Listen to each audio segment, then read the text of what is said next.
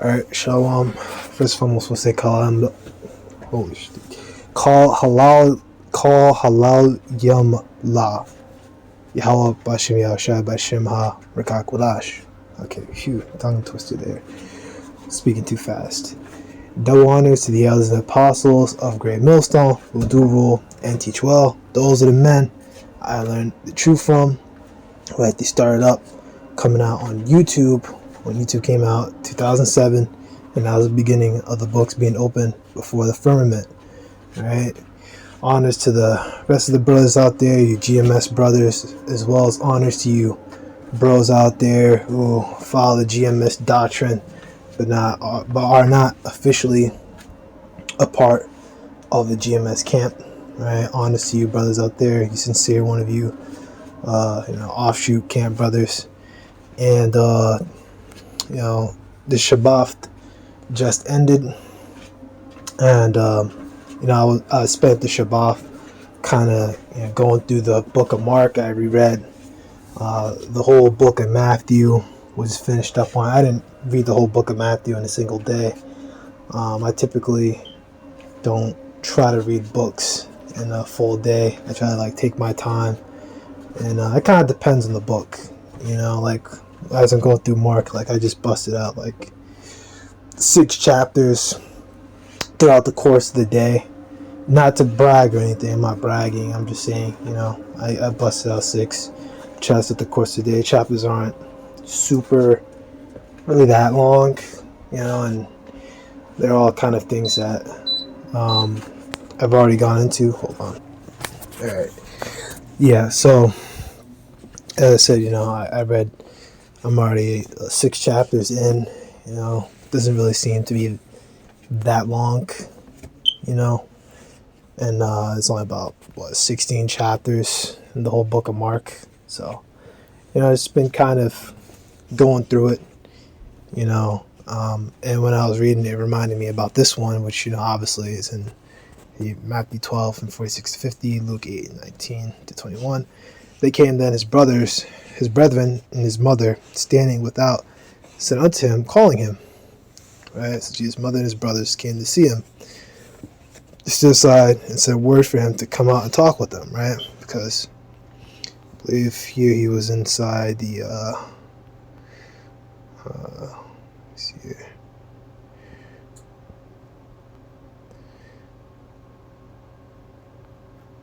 Where is he?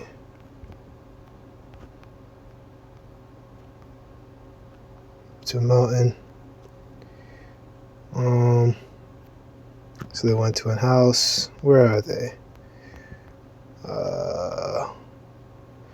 And then you got this one. I know you guys are gonna be like, you Christians. Oh, look, guys are from Idumea. Look, Idumea, Edomites. White people can be saved.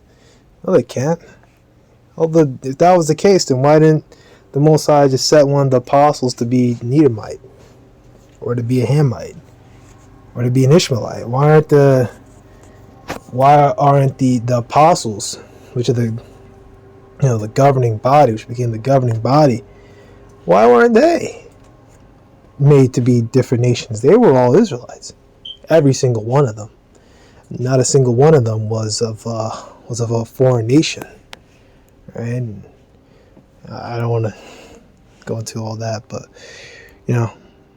I'm not gonna sit here and look for this where exactly he was. But then the multitude said about him, and I said it might be in the chapter before this, the region. I try to find it. Sometimes it says it in the same chapter, but I'm not gonna go look for it right now. The multitude said about him, and he said unto him, behold, thy mother and thy brethren without seek for thee. And he answered them, saying, who is my mother or my brethren? And he looked about on them which sat about him, and said, behold, my mother and my brethren. For whosoever shall do the will of the Most High, the same is my brother and my sister and my mother. Right? Because in this truth, your spiritual family, the brothers out here who are doing the same work and laboring with you in the Holy Spirit, they become your new family. Right? these are the ones that you spend your time with. These are the ones that you put your energy into. Not your carnal family, because your carnal family isn't laboring with you in the spirit, man. I mean, sometimes a brother, like brothers, can get into this thing, like people that are like actually brothers. I believe I've seen that before. Like the two guys, I think I saw two young guys, and I think they were actually brothers or something. I don't know, but it happens. I know out there in the New York camp, I believe one brother was recounting a story about how his friend, who was also in the New York camp, got him into the truth, and that's pretty much what happened with them. But at least in my situation, I'd probably say it's probably the same for the most of us. We ain't got but one we ain't got no family members that care about the truth, and you shouldn't bring it out to them anyway. Keep it to yourself. We got none. You may have a family member that might say something that's, oh yeah, it's cool, but it's like, no, because there's great darkness. The people, this earth is full of darkness, lack of light. They don't want to hear the word, man. They don't give a shit.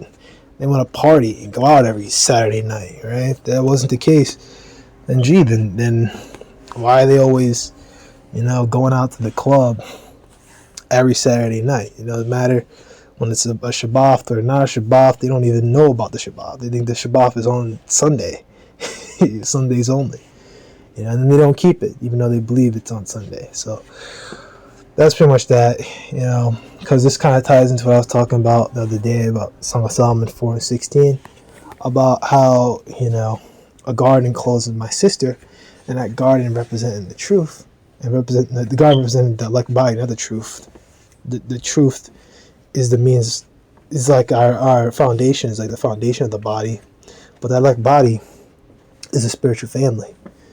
And that's what a garden is, isn't it? Isn't it just like almost like a family, or like a colony of flowers? And it's kind of beautiful to kind of think about. Like I'm in my mind, I'm envisioning a garden as I'm speaking about it. I've been, like, in my life, I think I've been to like a few gardens upstate. It's there's a lot of like wildlife, and a lot of people have like gardens and stuff like that, and I'm kind of thinking about that. I see all these different plants and stuff all together, and you walk by it, and it's like, oh man, it's so pretty, and it's pretty on like a natural level, you know what I mean? But it's like, when brothers are together, it's a beautiful thing. Like the scripture talk about that, how goodly is it for brothers to dwell in unity and stuff like that, So that's pretty much it. Just want to get into that. Your spiritual family, this family that you're supposed to be focusing on. You're not your little family. Forget about your little family. They don't care about the truth. Why cast out pearls before swine? Lest they rend you, and so on and so forth. And I think the word rend goes to like beat you and stuff like that. Which, I mean, they're not going to beat us, but they're going to, shit on us and be rude and be disrespectful and cast us away and say, oh, fuck you, But that's pretty much it. No one edified, and shalom.